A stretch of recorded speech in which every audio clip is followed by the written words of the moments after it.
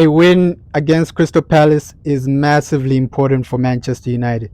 We need to keep ourselves in the conversation for top four. Generally, we fare very well against Palace, but what are their dangers? What threats do they possess? I think Eze looked good when he came on, didn't he? I know Man City were having a look at him in the summer. He's a real talent. But I think, United had a little bit of a handle on him as well. Odsonne Edouard, I don't know if he's going to be fit or not, but he's started the season really well. I think he's got 4 goals. So what surprised me about Tuesday night was the kind of how passive Palace were, and I can't imagine they'll be as passive. I know that they've got this kind of strategy where they kind of do sit off in the first half, and then second half they start to press high and they kind of take teams by surprise a little bit. They haven't scored in the first half this season. All their goals have been second half so far. So that's kind of an indicator of that. So I think they're going to plan to kind of stick in the game as long as they can and then rev it up sort of second half. But yeah, they've got talent, they've got quality, haven't they? They can break direct through the middle. I mean, we've seen United have been a little bit susceptible to that this season, counter attacks. But I feel like certainly with Amrabat making that good first start, hopefully he can, I don't know if he'll have to play left back again or whether he can actually play in midfield, but hopefully he can bring that sort of solidity. And then United, I mean, the creativity of the team, I think on Tuesday was really pleasing. The fact that that first goal that they got looked like one from the training ground, the switch and then the cutback. So if they can kind of do that again, then they've got every chance to win quite comfortably. I certainly don't think it'll be as easy as what it was the other night. I think Roy Hodgson, you've seen in his after-match interview that he'll be expecting a reaction from his players. There'll be 4 or 5 changes.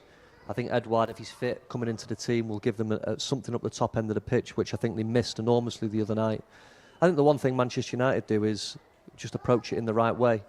Don't let that thing come into their minds and think, oh, well, the other night was easy, we just need to turn up today, because in the Premier League, if you have that mentality, you can get your backside smacked. So as long as they approach it in the right manner, forget about the other night and just concentrate on going and win the game, I'm sure they'll be fine.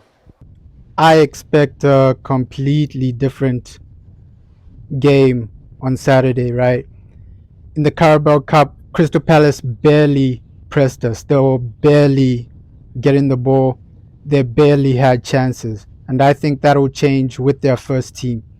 And for Erik ten Hag, I believe he'll come back with Marcus Rashford on the left, and I expect Bruno Fernandes to come back into the team since he is the captain of Manchester United. So the changes, I don't believe Hannibal will start. Amrabat has been incredible in his first match, right? I believe he will start. He's going to be a game changer for us this season, right? Him and Casemiro together, that's going to be incredible.